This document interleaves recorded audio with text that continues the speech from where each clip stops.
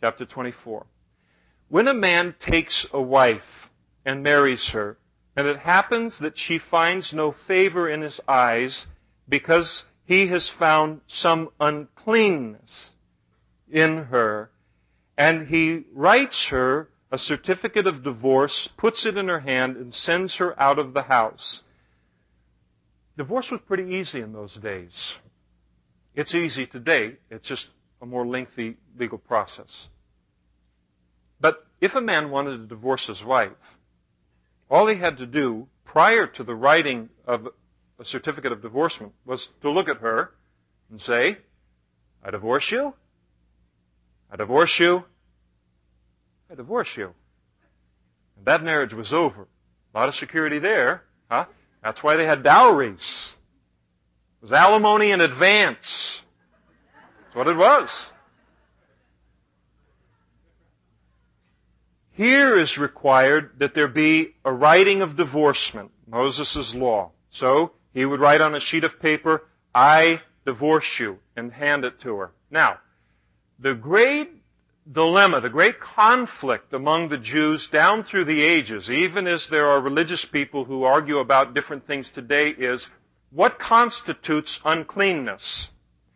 There was a very conservative section of the Jewish people who believed that the uncleanness that was spoken of here was sexual immorality. And the only legal means for giving a certificate of divorce was sexual immorality on the part of the wife. Another group says, well, it can't be that. Because if it was sexual immorality, they'd just stone her to death. Must be something different. And they developed an extremely liberal view as it related to the interpretation of this passage. It was men who were interpreting it, and they are liberal when they need to be liberal. And they said any uncleanness, anything that a man deemed to be unclean in a woman was rights for him to divorce. Didn't like the way she made a meal.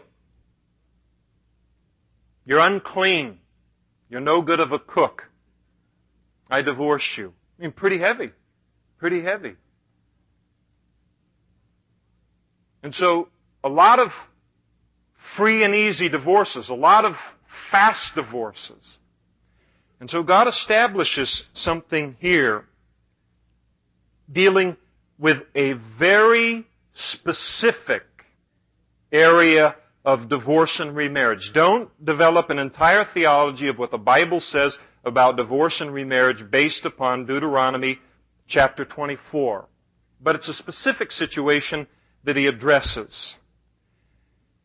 And he says, if he sends her out of the house, the end of verse 1, when she has departed from his house and goes and becomes another man's wife, if the latter husband or the second husband detests her and writes her a certificate of divorce, puts it in her hand, and sends her out of his house, or if the latter husband, the second husband, dies who took her to be his wife, then her former husband who divorced her must not take her back to be his wife, for she has been defiled. For that is an abomination before the Lord, and you shall not bring sin on the land which the Lord your God is giving you as an inheritance.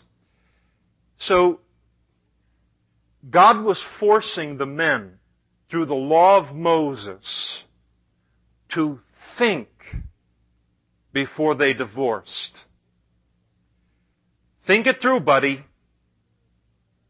If she marries someone else, it's over. You won't get her back. You count the cost of that. You can't take her back. And just this kind of a law just slowing him down as it relates to his decision-making processes.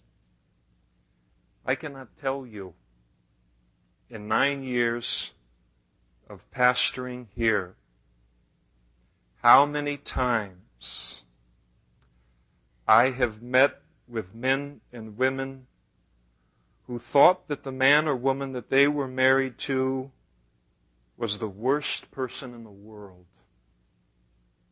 Nothing could be worse in their mind than continuing to be married to this person. Nothing in their mind could be worse. You say, oh, it can be worse. Disobedience to God can be worse. Oh, no, it can't be. You don't understand. This is a unique situation. And they leave. And then the other partner remarries or something. And then the desire hits them. They realize what they had in their wife and they had in their children. And they give their right arm to have her back. And they can't now.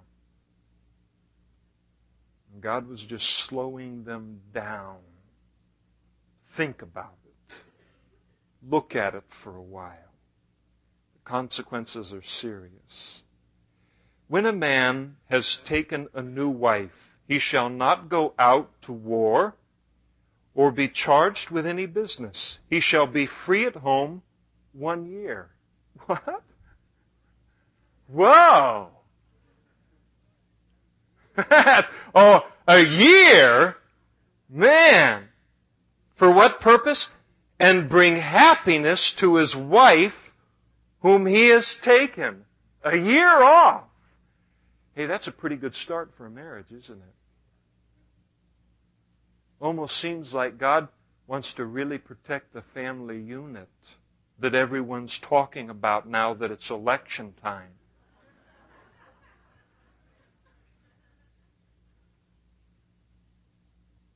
But time for that marriage to get strong.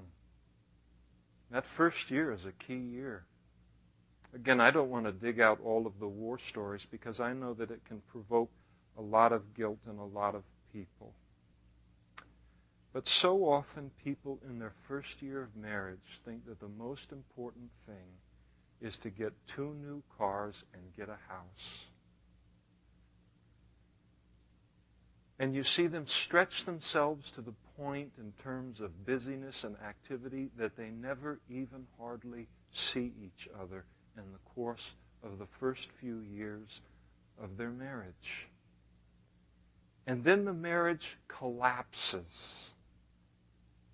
They don't know each other. And now here's this man roaming his nice big house. And he'd give both of his cars and his nice big house to have his wife back in a studio apartment. It's hard. Doesn't mean you can't get a house in your first year of marriage. I'm not saying that you can't. But the importance, the supreme thing, is the relationship with the Lord and growing in that relationship together. And then growing and getting to know one another together. Oh, we don't need that. I know all about him. You don't know anything about him till he's married. The very real sense that what he is single, he is more of married. But there's more to learn about when you marry him. And the same thing for the women too. It takes time.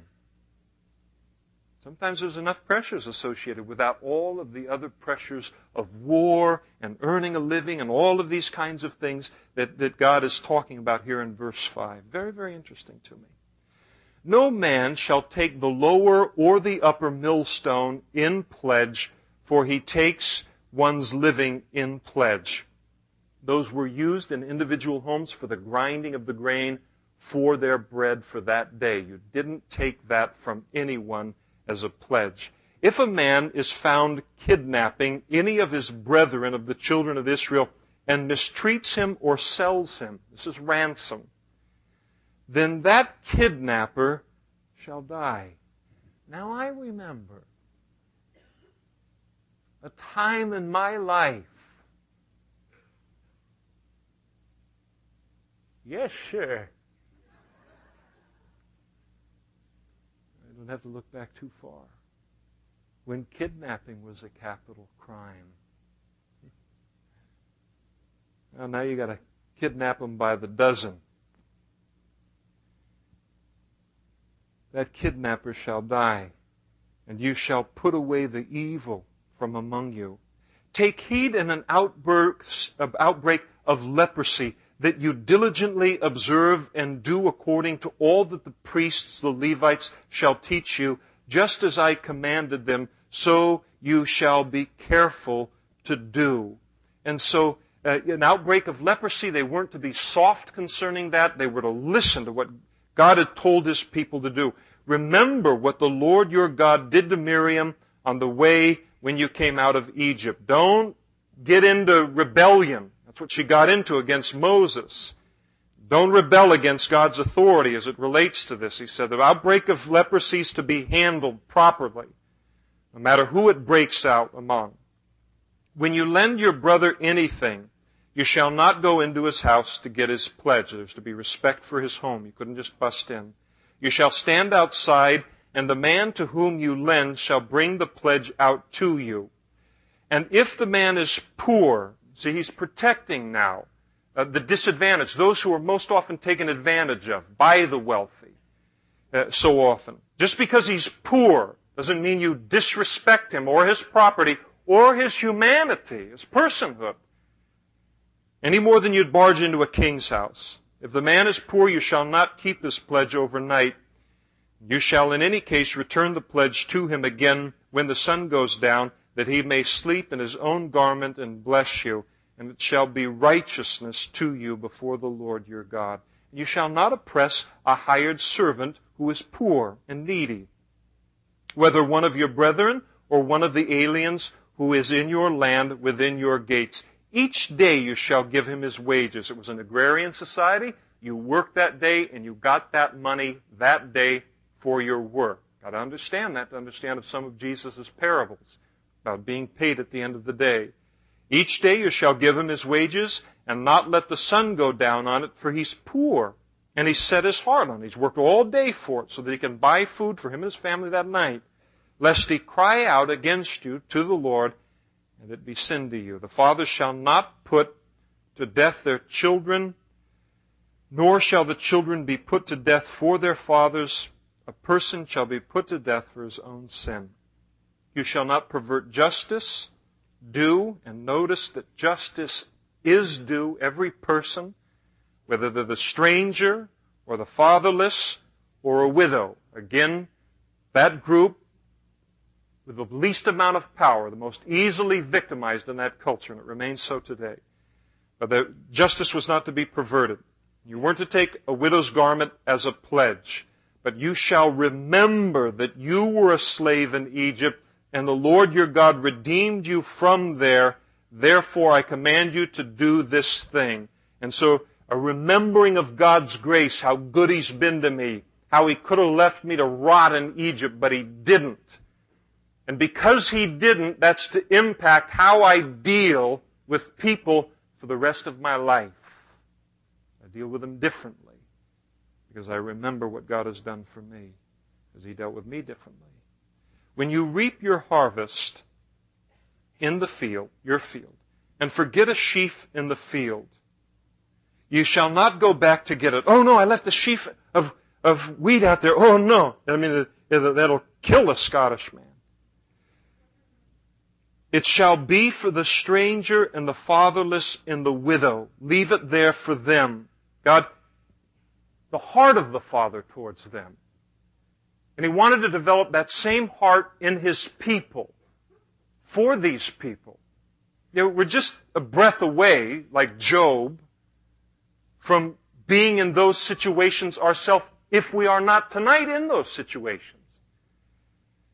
And so you leave it. It's for them, that the Lord your God may bless you in all the work of your hands. When you beat your olive trees, you shall not go over the boughs again. It shall be for the stranger, the fatherless, and the widow. You couldn't go through it a second time. We used to pick prunes growing up in the Napa Valley. We'd pick prunes for our school clothes money. I'll tell you, that was when $1. We'd pick the whole month of August for $100.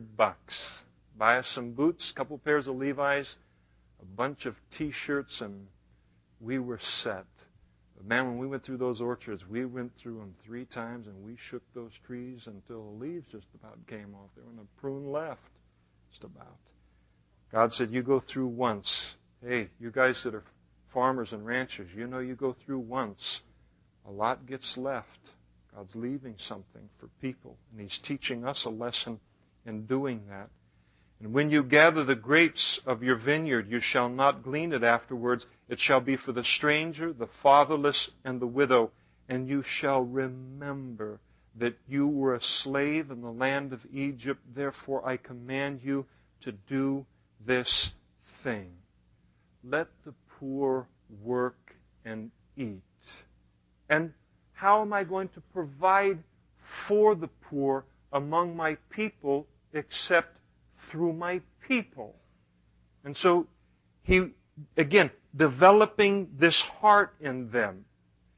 And you can look at it and say, well, the poor and the stranger and the fatherless and the widow, it looked like such a one-sided deal. It looked like the landowner lost everything. No, he got the most out of it, because it caused him to stop and remember how good God had been to him.